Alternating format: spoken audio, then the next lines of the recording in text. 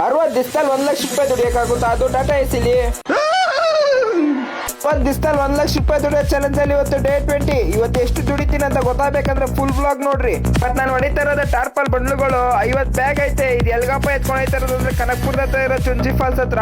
ಈ ಗಾಡಿಗೆ 1 button load ಆಗೈತೆ. ನಿಮ್ ಗಾಡಿಗೆ ಎಷ್ಟ ನೋಡಿತೀರ ಅಂತ ಕಾಮೆಂಟ್ ಮಾಡ್ರಿ. ಇನ್ನ ಬಿಲ್ ಬಂದಿರಲಿಲ್ಲ, ಅದಕ್ಕೆ ಫ್ಯಾಕ್ಟ್ರಿಲೇ ಮನಿಕೊಂಡಿದ್ದೆ. ಇಲ್ಲಿ ಕೈಗೆ ಬರ್ತಾ ಇದ್ದಂಗೆ ಕೆಚ್ಕೊಂಡು ಹೊಲ್ಟೆ ಇಲ್ಲಿಂದ. ರೋಡ್ ಮಾತ್ರ ಸೂಪರ್ ಆಗೈತೆ, ಕನಕಪುರ ರೋಡ್. ಕೆಚ್ಕೊ ಬಂದಿದ್ದೇಗೆ ಕನಕಪುರ ಯಾವಾಗ ಬಂತು ಅಂತಾನೆ ಗೊತ್ತಾಗಿಲ್ಲ. ಇಲ್ಲೆಲ್ಲ ಸ್ವಲ್ಪ ಒಂದೆರಡು ವಿಡಿಯೋ ಮಾಡ್ಕೊಂಡು ಕನಕಪುರ ಸರ್ಕಲ್ ಬಿಟ್ಟು ಹೊಡ್ಕೊಂಡು ಹೋಯ್ತಾ ಇದ್ದೀನಿ.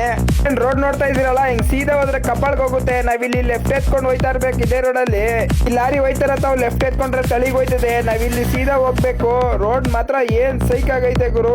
ಇಲ್ಲಿ ಯಾವ್ದು ಅಪ್ಪ ಬಂತು, 3ನೇ ಗೇರಲ್ಲಿ ಹೋಯ್ತಿದ್ ಗಾಡಿ 2ನೇ ಗೇರ್ಗೆ ಹಾಕ್ದೆ. ಇವಾಗ 1ನೇ ಗೇರ್ಗೆ ಹಾಕ್ದೆ. ನಿಧಾನ ಕಪ್ಪ ಹತ್ಕೊಂಡು ಹೋಯ್ತೈತೆ. ಈ ತರ ಬೆಟ್ಟ ಗುಡ್ಡ ನೋಡಿದ್ರೆ ಬೆಂಗಳೂರಲ್ಲಿ ಏನೋ ಒಂಥರ ಖುಷಿ, ಏನೋ ಒಂಥರ ಸಂತೋಷ ಆಯ್ತಾ ಇರ್ತದೆ.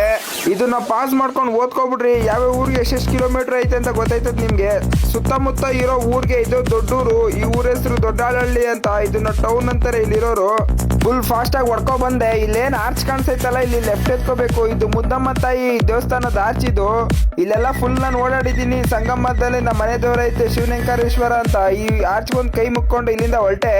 ದೇವಸ್ಥಾನದ ಹತ್ರ 3 ದೇವಸ್ಥಾನ ಐತೆ. ಇಲ್ಲೊಂದ್ ದೇವಸ್ಥಾನ ಸೆಂಟ್ರಲ್ಲಿ ಮುದ್ದಮ್ಮ ತಾಯಿ ದೇವಸ್ಥಾನ ಇರೋದು. ಇಲ್ಲಿ ನಾನು ಹೋಗೋ ಅಷ್ಟರಲ್ಲಿ ಬಾಕ್ಲಾಕ್ಬಿಟ್ಟಿದ್ದಕ್ಕೆ ಆಚೆಯಿಂದನೇ ಕೈ ಮುಕ್ಕೊಂಡು ನನ್ನ ಗಾಡಿದೊಂದು ವಿಡಿಯೋ ಇಟ್ಕೊಂಡು ಅಲ್ಲಿ ನಿಲ್ಸಿರೋದನ್ನ ಅಲ್ಲಿಂದ ಹೊರಟೆ.